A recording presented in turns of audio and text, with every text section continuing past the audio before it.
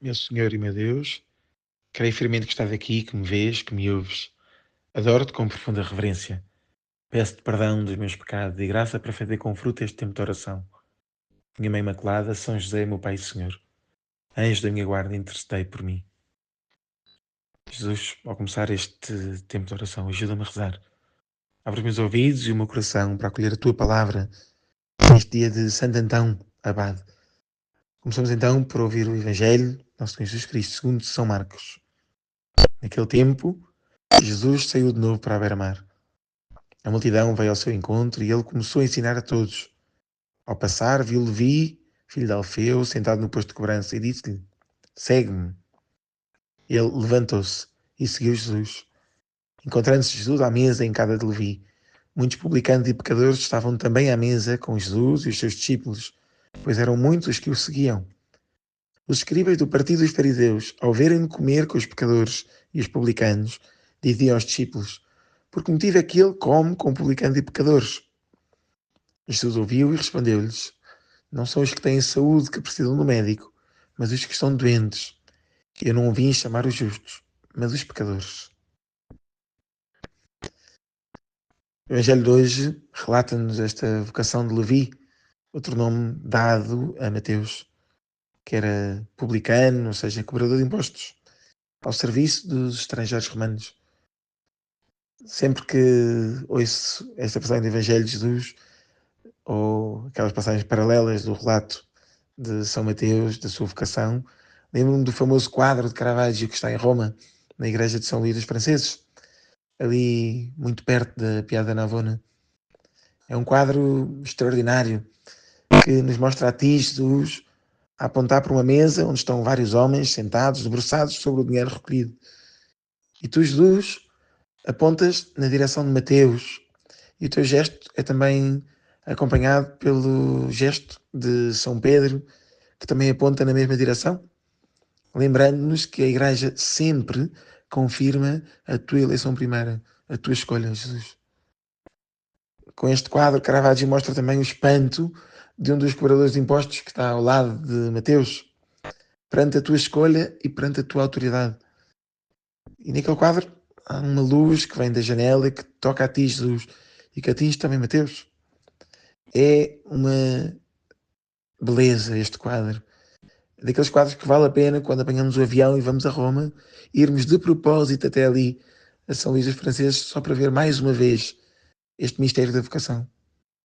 Eu lembro-me deste quadro, pela primeira vez, quando li um livro com um título muito sugestivo e provocatório. O livro chamava-se Deus e os Ricos.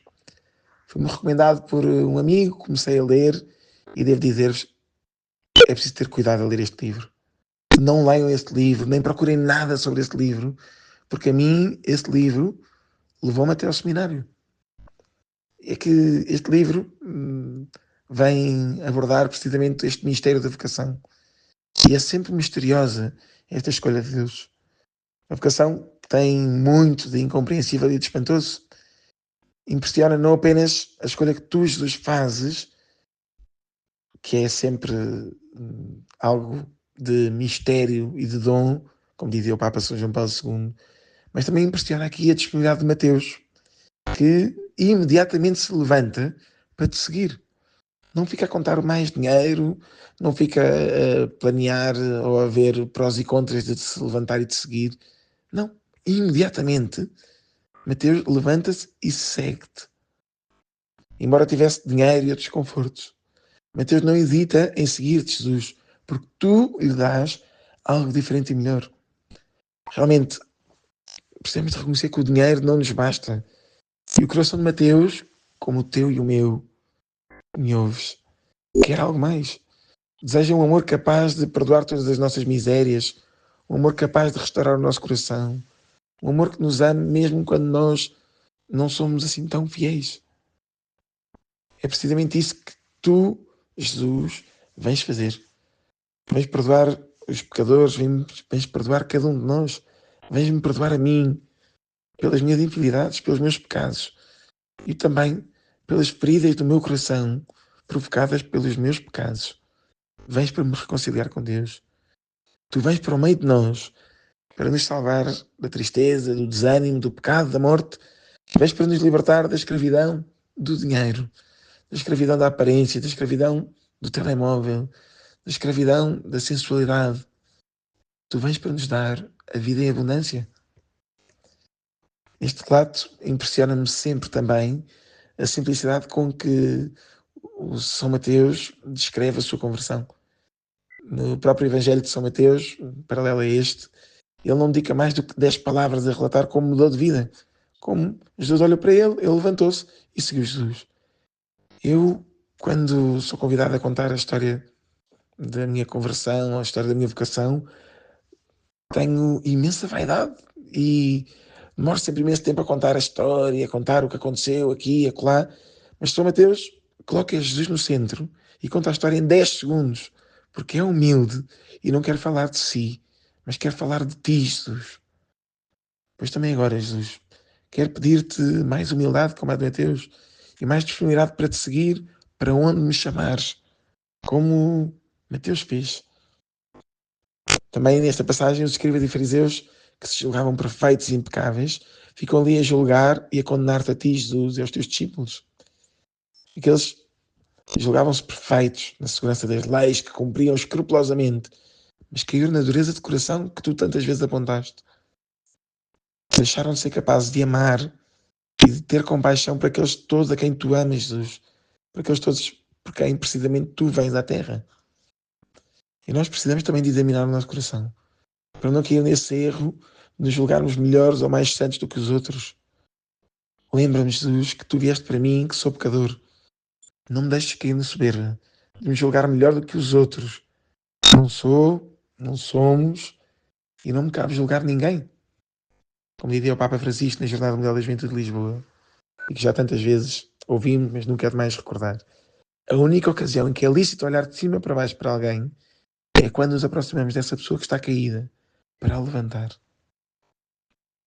Jesus, este desapego do poder, da riqueza, da vaidade, por parte de São Mateus, é também uma inspiração para mim.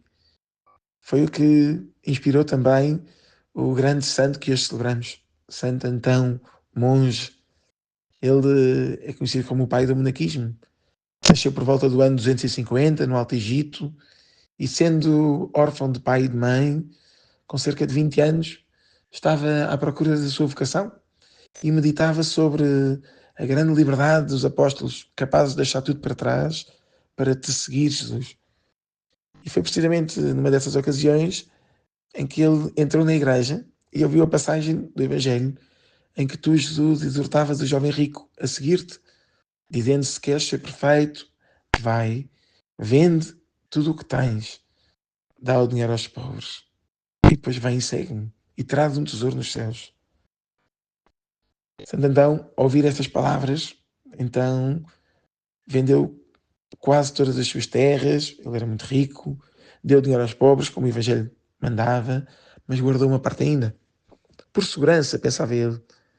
Entretanto, voltou a entrar na igreja, numa outra ocasião, e ouviu novamente uma outra passagem do Evangelho que o convenceu definitivamente a vender tudo. É que tu dizias, Jesus, no Sermão da Montanha: não vos preocupeis com o que haveis de comer, beber ou vestir, o vosso Pai do céu sabe do que tendes necessidade. Buscai primeiro o reino de Deus e a sua justiça, e tudo o resto vos será dado por acréscimo. Não vos preocupeis com o dia da manhã. Santo Antão, então, decidiu que era preciso dar tudo sem mais reservas. E depois de se libertar de tudo, foi para o deserto e ali dedicou-se à oração sem cessar. Ali quis ficar simplesmente a sós contigo. Foi atraindo muitos outros que quiseram tornar-se seus discípulos para aprender a viver como monges no deserto. A amizade de Santo Antão contigo era tão grande que ele era mesmo conhecido como o amigo de Deus. E também tu que me ouves e eu podemos ser amigos de Deus. Podemos, como São Mateus e Santo Antão, ser aqueles a quem Jesus diz: já não vos chamo servos, mas amigos, porque vos dei a conhecer tudo o que ouvi do meu Pai. Jesus, ajuda-me a crescer na amizade contigo. Ajuda-me a ser mais generoso, a dar-te mais. tu mereces mais. E tu não pedes muito, tu pedes tudo.